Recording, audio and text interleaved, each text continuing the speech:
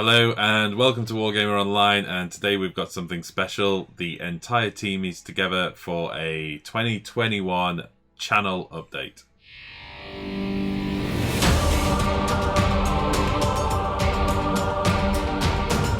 This video is made possible by our patrons.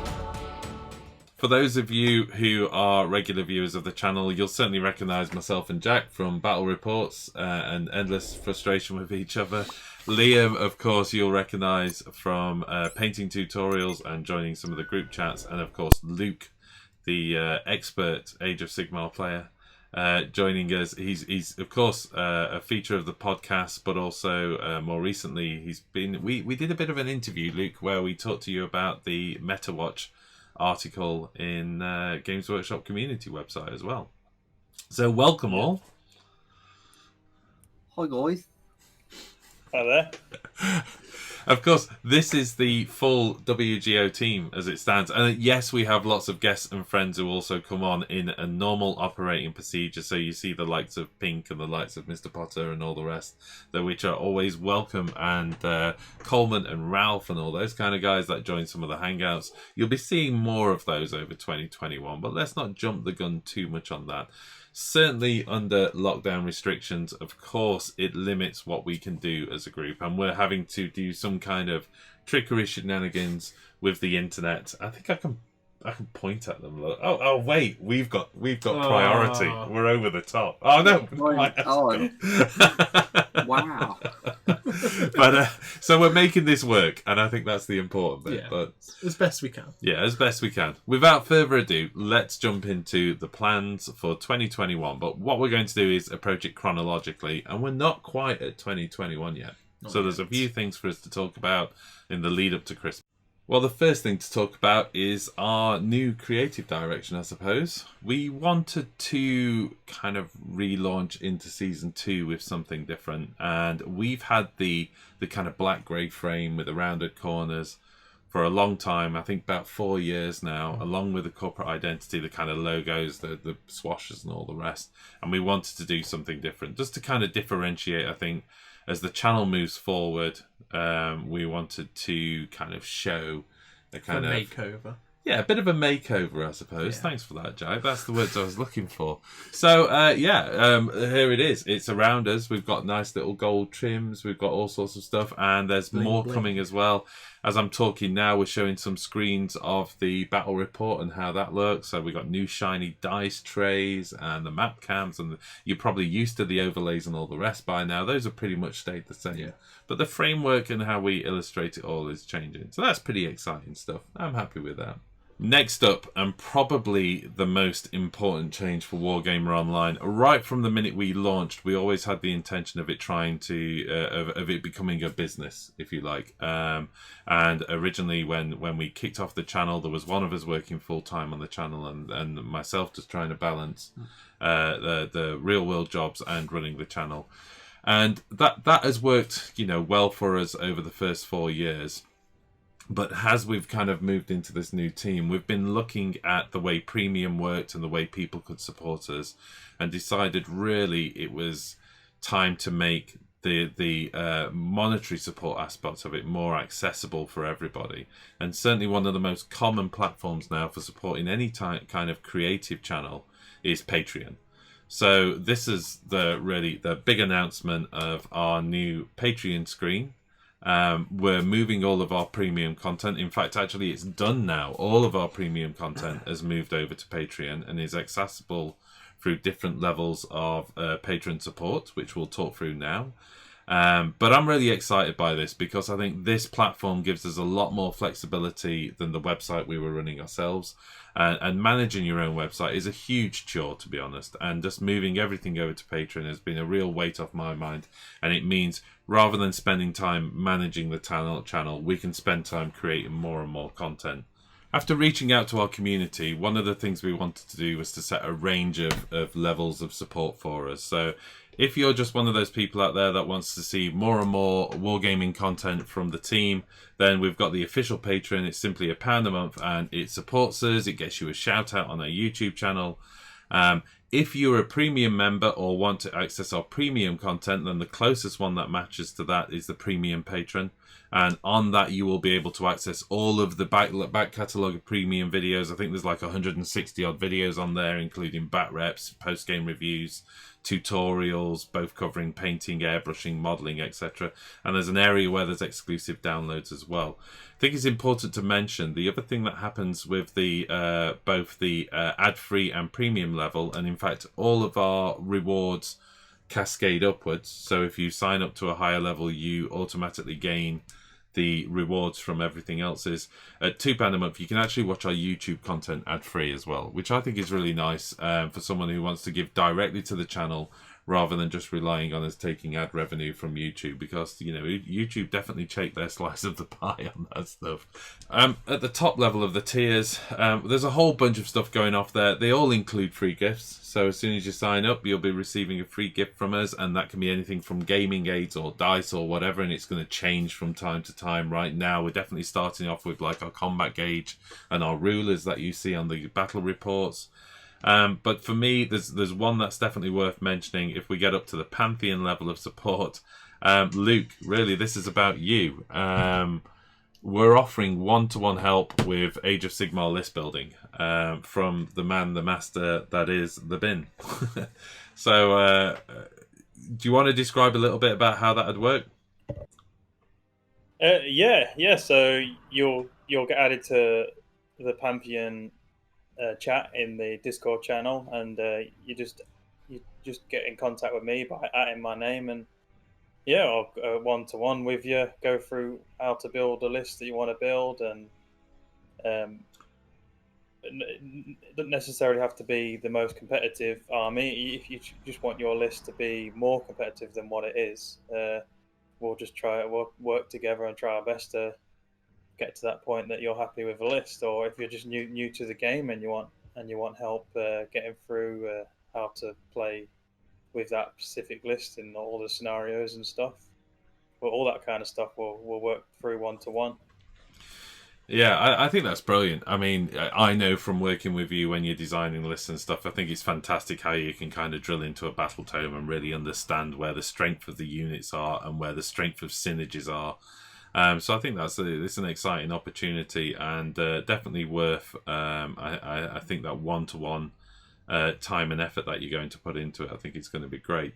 There's also a commander level Patreon as well, which where you can submit your list to be played on a battle report, which I think is quite exciting. If you want to see me take a particular Sylvaneth build or something like that, you can submit that.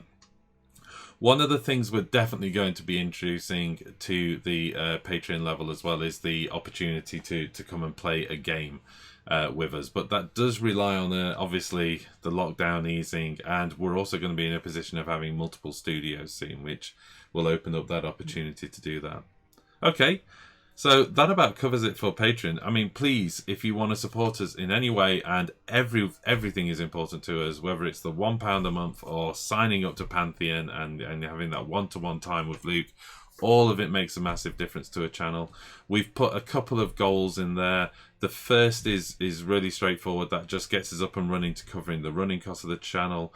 The second goal gets us to a point where Liam can go full-time on editing, army painting, tutorial creation, and anything else that the rest of the team need to be able to increase the level of content we're putting out. So that's a pretty significant and important goal for us for the channel growing. So please go along to our Patreon page. Links are popping up all over the screen now, and there's links below. But go check it out, and if there's anything you can do to support us, greatly appreciated. One of the other things we're going to be launching along with the Patreon page, of course, is a monthly giveaway. And the way that works is if you're a patron, you will be entered into a giveaway. Depending on the level of the patron you are, you will get more entries into it. So the higher up you go in terms of the support for us, the more entries into each of the monthly competitions you get. For me, this is a way of just giving back to the community. We've got a whole bunch of stuff that's available for giveaways. We've got collaborations with some of the manufacturers out there as well. So certainly one of the first things we're going to be giving away is a whole bunch of stuff from Redgrass Games. So we've got the larger wet palette. absolutely huge Masters version of the wet palette. That's going to be one of the first giveaways. But there's a ton of stuff that's lining up here for that as well. So please do keep an eye out for the giveaway announcements. I will announce them on YouTube, but it's primarily going to be aimed at our patrons because we want to give back to the community that's supporting us directly. I think we will do a YouTube giveaway every now and then, but there's a commitment to do a monthly Patreon giveaway. So next up, we're going to be adding a whole bunch of armies to the channel. Let's start with Jack. We've got an objective, haven't we, of 2 armies plus each for the channel. Yeah.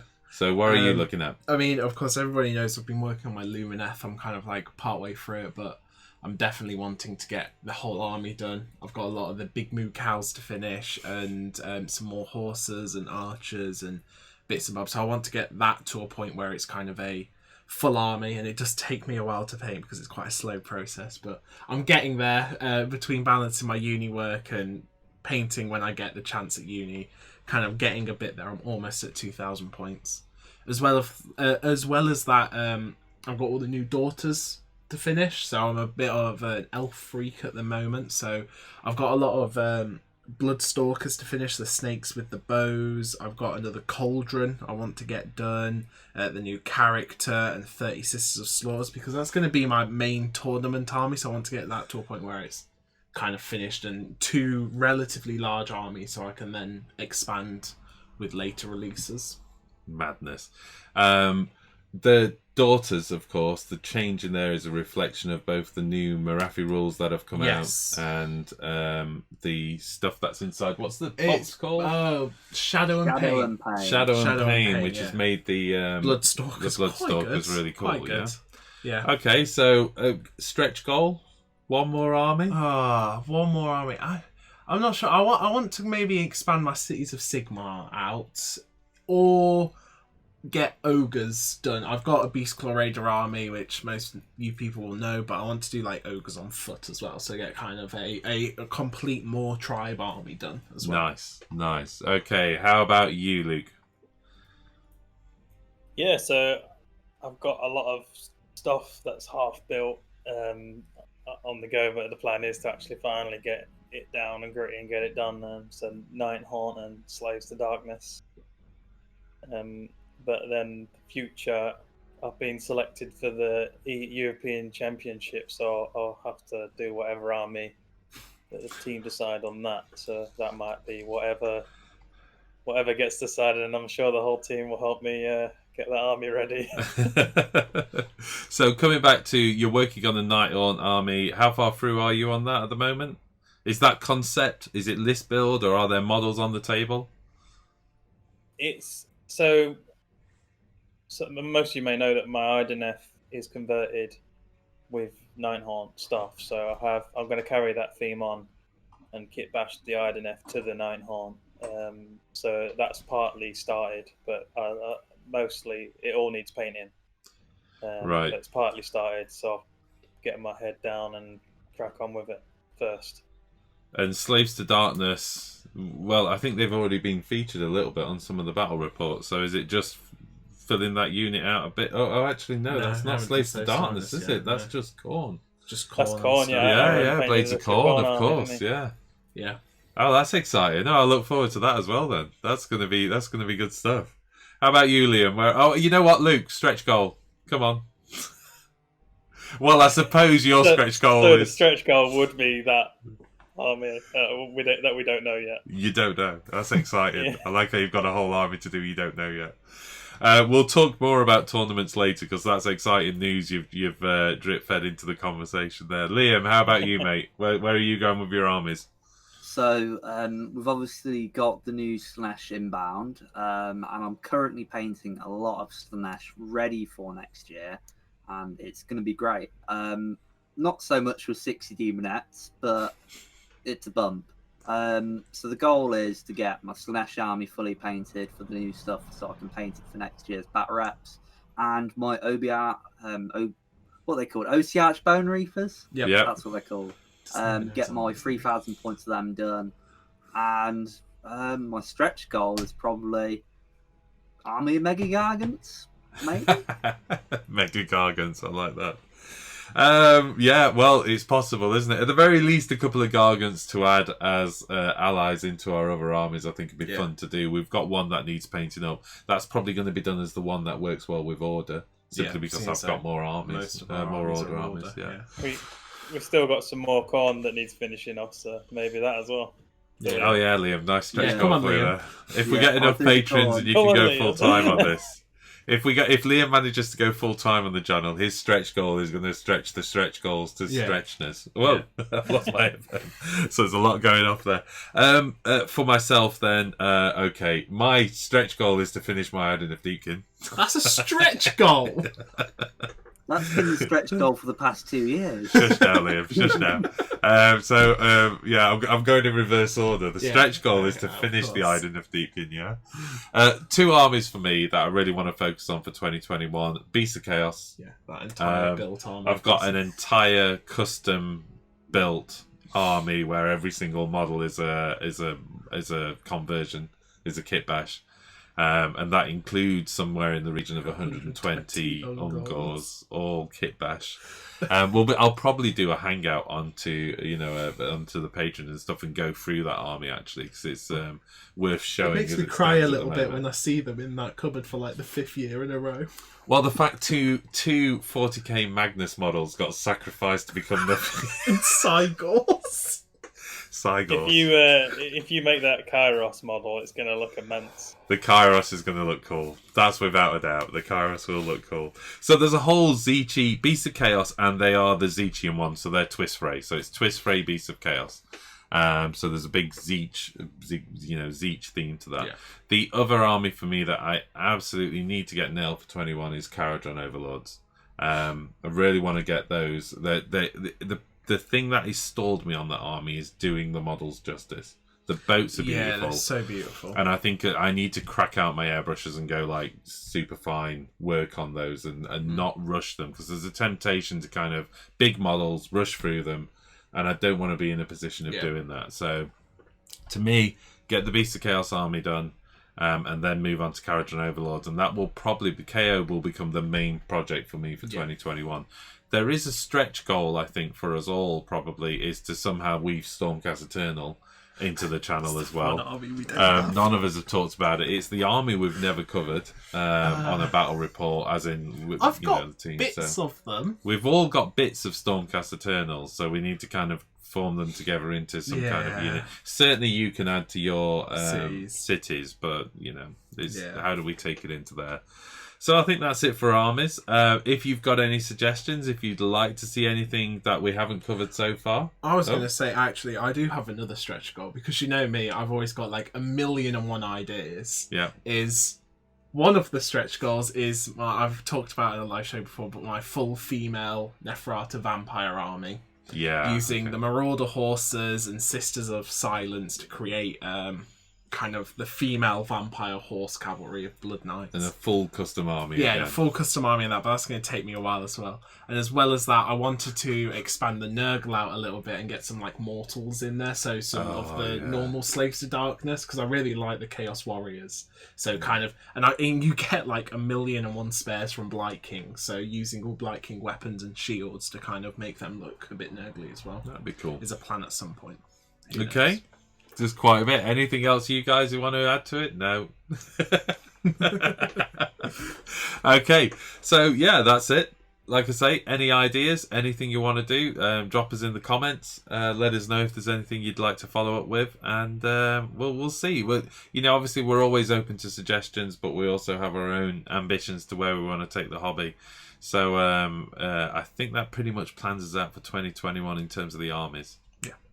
Okay, next up, Jack, you've got something you've been wanting to do for the channel for a while. Yeah, with the kind of launch of Patreon, I've been thinking about doing a couple of campaigns. But of course, the reason I haven't done some this year is because we kind of need the whole team together to do this. So with lockdown, it's been a bit harder. But I've got a couple of things going around in my head. Maybe a kind of Rise of Slaneshi campaign with the Broken Realms that's being released now, and Liam finally doing his Slanesh army, and me with a substantial amount of elves, kind of doing some some sort of rise to power Slaneshi warband fighting against an elven warband. Another one I really want to do, just because we've got the armies for it, is the War of Life. So Nurgle and Sylvaneth, because I think that's a really nice setting. And as well, one of the final things I wanted to do was it's a path to glory, but it's like a chaos path to glory, where we each represent one of the chaos gods. Me with Nurgle, you with Zeech, Liam with Slanesh, and Luke with Khorne. And we kind of do like a slow grow campaign where we build it up over time, maybe using the Anvil of Apotheosis rules to kind of make our own champion, and then you kind of grow it over time and eventually have this big 4-way battle at the end. I think attached to that, one of the things I want to do is start jumping into some of the books and doing the custom missions from the books, and maybe that's a good idea for for the Patreon pages as well. The premium content is that we jump into some of the kind of the side missions that are inside the books, because Broken Realms is looking like a really interesting narrative that's developing there as well. Okay, great stuff. I can start with the Khorne Forgeworld Dragon, can't I?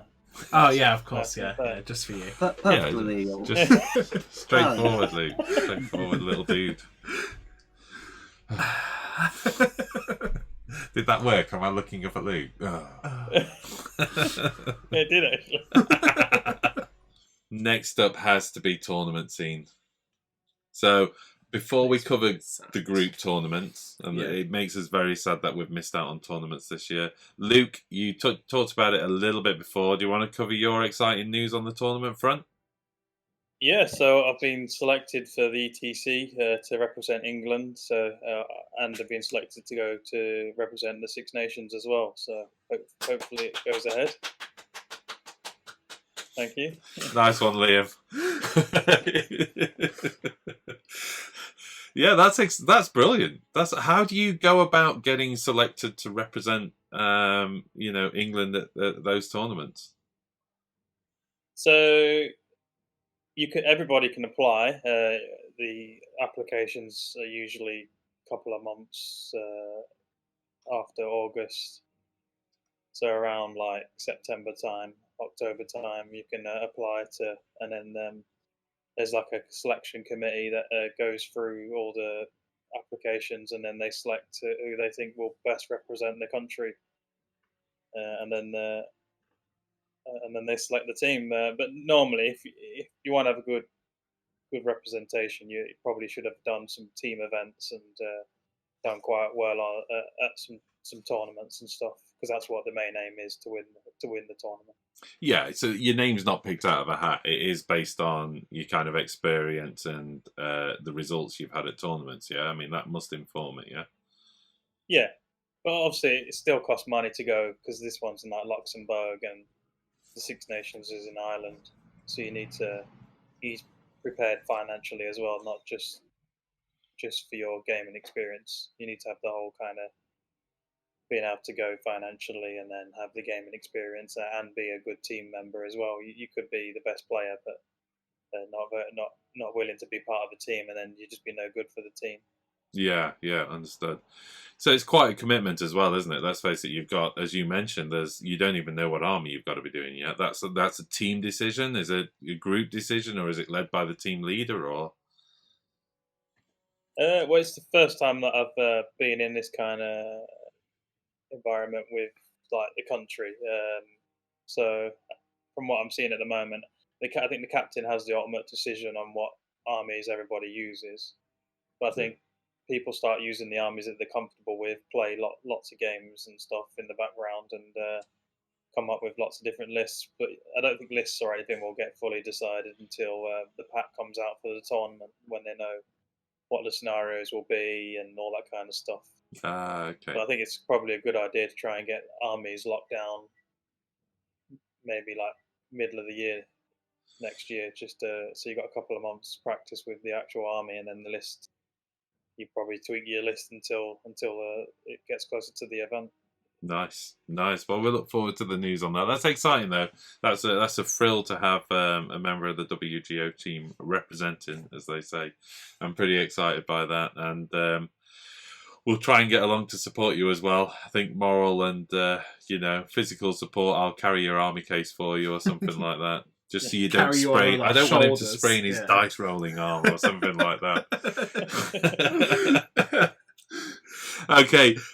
Other tournaments, though, slightly less glamorous, but still important and a fantastic part of the community. The rest of us have always engaged in things like the Throne of Skulls, and that's always felt like a good home for us, hasn't it? In terms of the tournament scene, it's for those of you who don't know about Throne of Skulls, it's an event that Games Workshop runs at Warhammer World.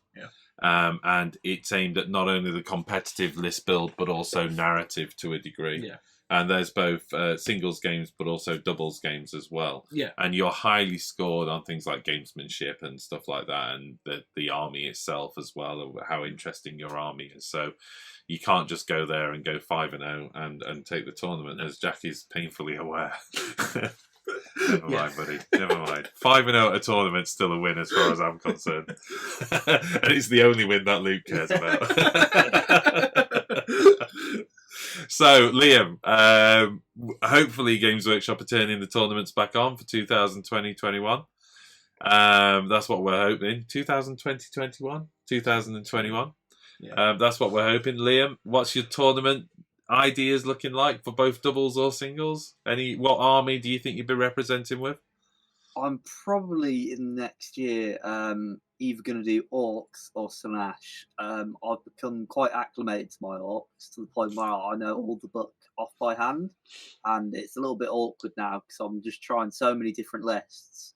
And the scary part is I've got every model to try every list. So I've got 10,000 points of orcs. So you mean Oryx, don't you? I assume. Yeah, Oryx. That's what I say. He knows the book like the back of his hand. Yeah. It's just the Just cover. know the book. Just the cover is not read. Yeah, don't believe in covers, man. But I've got so many Savage Orcs, I just want to field them in one game. Just Fair enough. No big models, just 100 orcs on a table. And Throne of Skulls is an ideal forum for kind of fun lists as well, like that, isn't it? You know, it's all about the good games you get, the best games, your favourite games, and painting armies, which I quite like, because you can have like a really fun list of you bouncing off of someone, but because it's been that fun that you get a lot of points. Like in one of my games, I had a Maw Crusher charge Kara's Fate Weaver 5 times, but he's used a spell that's essentially put him on the other side of the board. But because he didn't wound the Maw Crusher, he was on 4 wounds to jump back in the next turn. So it was a constant dashing backwards and forwards of a Maw Crusher. shocking behaviour. That'll be brilliant, man. It'll be fantastic. And it's a beautiful looking army as well, so it'll be fantastic to see. For me, I think it's probably going to be a balance between my Iden of Deepkin and the Twist Fray, if I can get them done. If it's Iden of Deepkin, I'm going to take the fun units. You know, I'm going to take, eels. Yeah. Maybe some more. Oh, every unit's fun now, isn't it? The Leviathan's good fun, actually. I didn't necessarily illustrate that in the latest battle report, but I think the Leviathan's good fun. The Sharks, you know what? That Netcaster, the stopping pile in, interesting. Very good. Interesting. I did some quite powerful moves with that. Yeah. When you're sending something big and nasty against a big unit, so you're sending the Leviathan in against a unit of 30 Witch Elves, and you switch off piling and just tag one of the Witch Elves. Park it right. That's a really, really interesting mechanic. Super powerful. So, yeah. Yeah, I think probably because I've not had much practice with the Iden of Deacon, I'd like to take those to the tournament and see them on the table. Yeah. Luke, you were saying? Even Jack's poor Sisters of Slaughter, you can now go outside of 3 of them and not worry about them piling into you. It's pretty shocking. It's pretty shocking. You do need to get that shot off, and it is on the 3, so it's not guaranteed. And to say it's on the 3-up, I'd say I missed 50% of my shots, didn't I? Which is pretty frustrating, because you expect to get more of them. But it's how you like it. Yeah. What about you, Jack? Tournament scene? I mean, of course, for if we do kind of the GTs, it will be the Doors of Cain with Marathi, because you want to go for the GTs this year. Yeah, I've been working on a couple of lists I quite like. It's like Marathi, 30 Sisters of Slaughter, 15 Bloodstalkers. It's just shoot, and then Marathi and the Sisters of Slaughters just going in there and just killing things in combat. But for the friendlier tournaments, maybe Lumineth, because I think that's kind of my nicest painted army. Yeah. It's cute. So I really want to take the Lumineth there because I know they're not as competitive as daughters. They can be really competitive, but they're just not as competitive. So yeah, Lumineth will probably be what I take to the tournament, the Throne of Skulls. Luke's smiling away to himself. Friendly 50 Sentinels in the doubles. Yeah, of course. Yeah. There is some filthy list fun. No line of sight, all the mortal wounds. Techless just casting spells and going for their best spot vote. So, Luke, given you're going to be on the professional circuit, do you think you'll be slumming it with the rest of us on some of these doubles tournaments? Well, yeah, we planned to do the doubles, didn't we? Me and you, and go with some kind of gloom spite. Maybe towards the end of... Oh yeah, remember those trolls you were going to do? I love how neither of us put that in the stretch goal, yeah? Yeah, that entire custom troll army. The army we're taking together, yeah? Yeah, okay. Fantastic stuff. Right, let's move on. So one last thing before we move on, of course, and it is connected to the tournaments, but that's not about us attending the tournaments. It is about us actually streaming tournaments. So we are down to be the official streaming channel for the Masters. Or we were for 2021. Unfortunately, due to COVID, the Masters got cancelled. Luke, have you got any news on that at the moment? I know it's difficult, but... not at the moment, because there's not really much news on any tournaments at the moment because of COVID. But hopefully, if he still wants us, then yeah, we'll go stream the Masters, and that'll be exciting. Well, I've used the lockdown time to perfect our technology for sure, and we do have a fully mobile studio now, so we can cover tournaments and events and those kind of things. So if you're watching this and you're running a tournament and you're thinking it'd be great to stream the top table or something like that, reach out to us, give us a shout out. It's definitely something we'd be happy to have conversations about. But if you're wondering what that would look like, essentially it would look pretty much exactly as you see in our full studio battle reports, because I've essentially recreated that setup but fully mobile. It was a bit of a technical challenge, but it's been done. Okay. Hey Liam, Luke's just disappeared on a quick break, but while Luke's away, one of the things I wanted to cover with you is tutorials. So as we've talked about with our Patreon page, what we're wanting to do is to get to a level where you can go full-time on the channel. So we've put that as one of the goals on the page. But even so, you're still going to be working on a few tutorials, and you've got some lined up, haven't you? So what's your plans for the coming months with tutorials? So my plans for 2021 is to do as many quick tips and large tutorials as possible, and potentially do Series D and non-metallics if I ever get to that stage. Hopefully I do, with the time that I would have over 2021. But the main goal is to get some Slanesh tutorials done, some Seraphon tutorials. Like we've done Seraphon in the matter of a week, haven't we, Phil? Yeah. Bases, Stegodons, and Skinks and all that lot. So we're going to try and do these techniques for you guys. We've already done a swamp-based tutorial, so that's already there, and I've already done an orc one. But the main goal is essentially just getting a Bastillodon done, a few Pterodons I've got lying around, and a lot of Saurus Warriors. And what else was I going to do? Some Tau and some Space Marine stuff to cover the 40k content. Okay. A few tutorials on some of the 40k factions.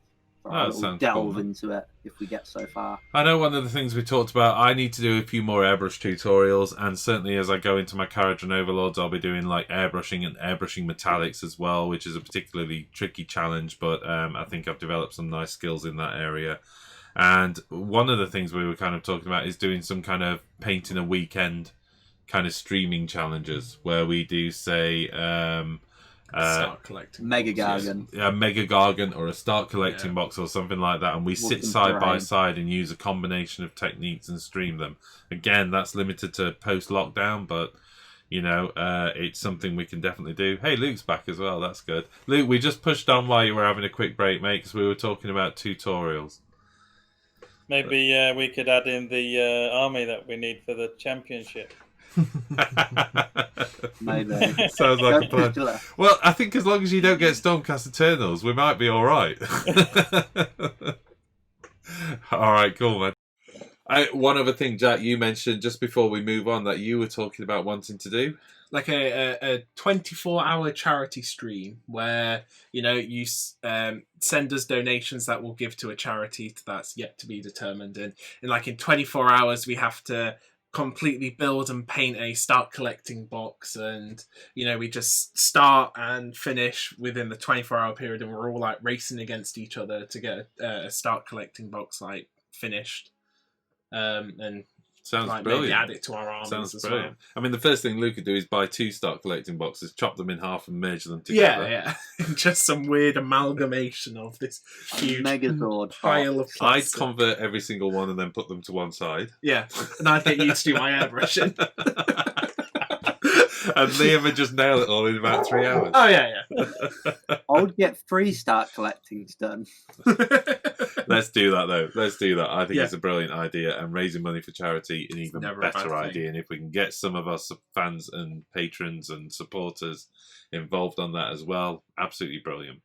One of the other exciting changes is we've changed a little bit the battle report format. Now, our battle reports have always been an evolving feast. Yeah. And the last lockdown series we did, which I think was about 20-25 battle reports, Like that. was the really big sea change for us. That was a big move in the direction we wanted to be in terms of layout, format, and all the rest. Moving into season 2, we wanted to reflect a few more changes, and we also wanted to reflect the fact that we were now pushing both premium and patron-only content as well.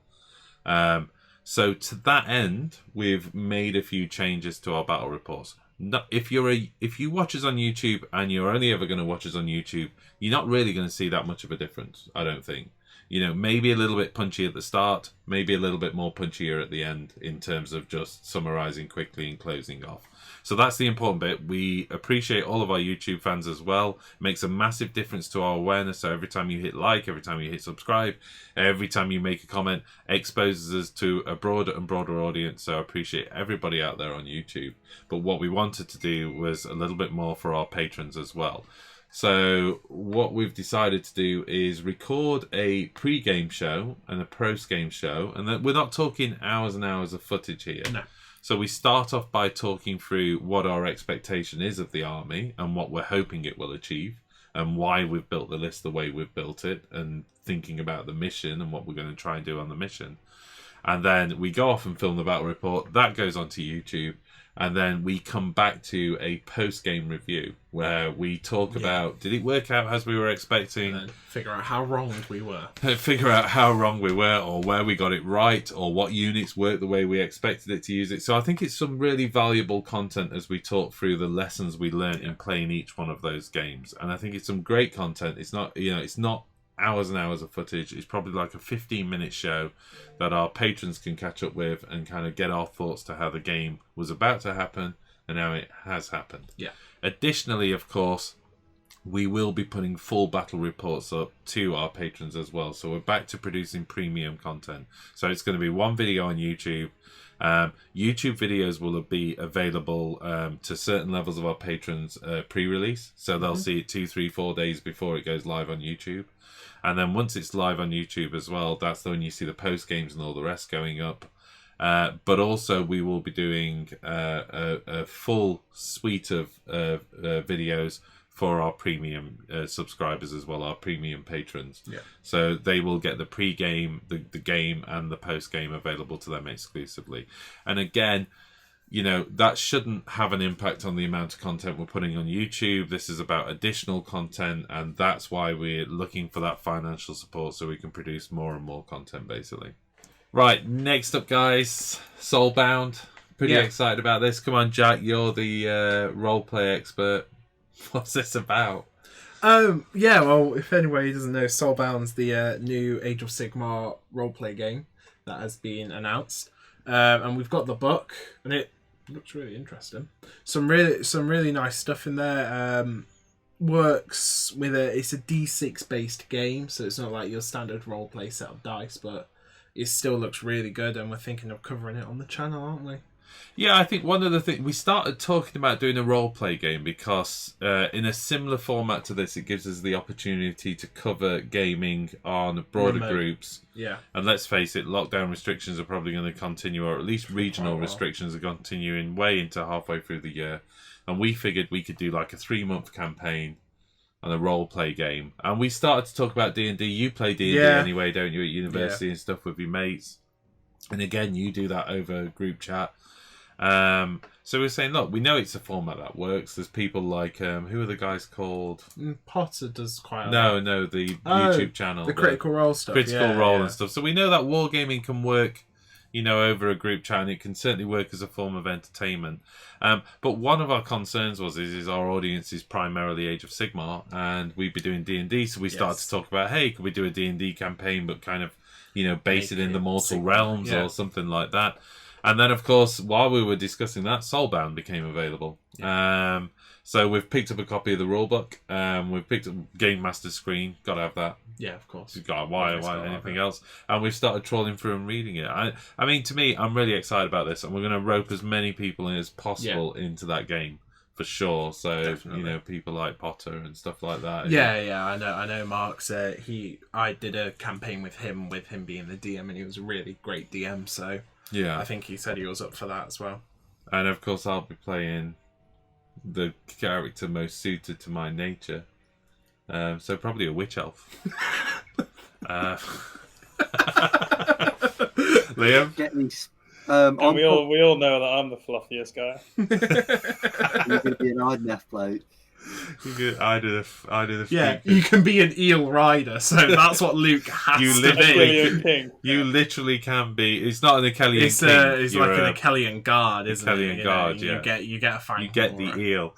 So one thing about Soulbound is you start off pretty epic. Yeah, anyway. Unlike D&D where you start off as this like low-level scrub that can just manage to take down a goblin, you start off as quite a higher, powerful creature. So there's less character progression than there is in D&D. So it's kind of more of a 10 game campaign, and then you do new characters in a new scenario or something like that, rather than it being like this 3-year long thing where you progress your characters up to being god slaying monsters. But so we're working on the planning for that campaign now.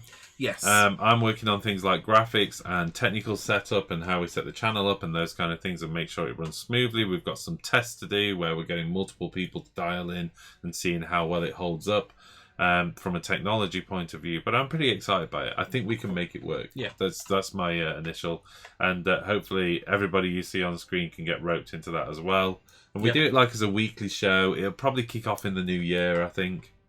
But I think it's going to be exciting. definitely.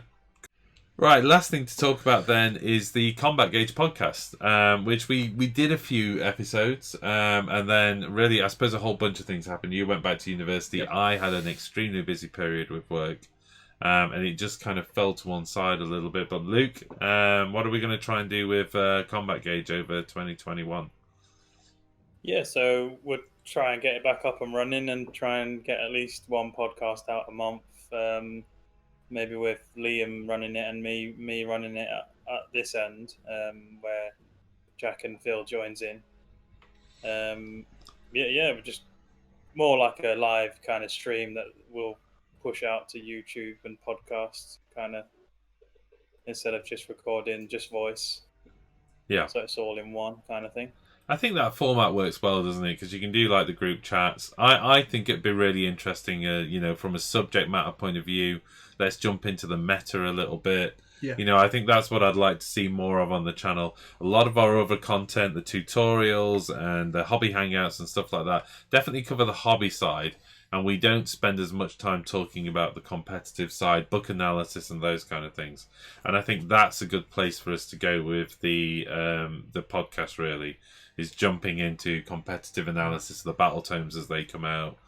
And at the end of the day, we've got, somebody who's on the UK team for the international tournament scene. So if anybody's worth listening to in terms of their analysis, I think it's good. And we can always challenge Luke. We've got our own stuff to say.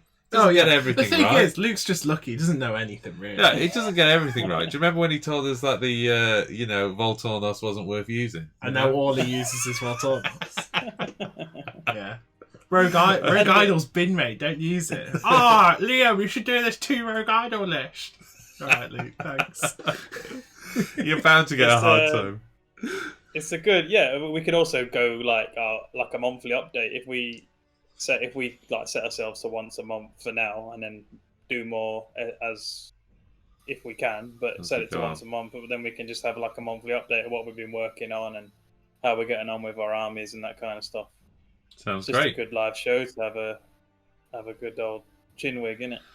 And I think it's definitely something, if we get to a point where Liam's full-time on the channel as well, I think that's going to be fantastic, because that's an opportunity for you, Liam, as well, to do a few catch-ups on, what's going on, the kind of behind-the-scenes stuff that we could do, which is what's going on the channel, what armies are getting painted, what lists are we working towards, that kind of stuff, what tutorials are coming up, A little like vlog about behind the scenes and stuff. I can like overview everything I'm painting and stuff. Yeah, that'd be good. Yeah.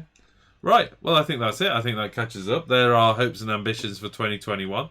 At the end of 2021, let's have a recap and see how much of this we achieved. That's going to be embarrassing to do, isn't it? But we hope it's all and more. I think that's the main thing. Let's hope there is a world at the end of 2021. That's maybe a good place for us to all start. And we can recap then. Yeah. All right? Yeah. Well, I think that's it. Thanks for joining us, guys. And thanks to the team. Yeah, see you later, guys. See you all later. Always. Bye.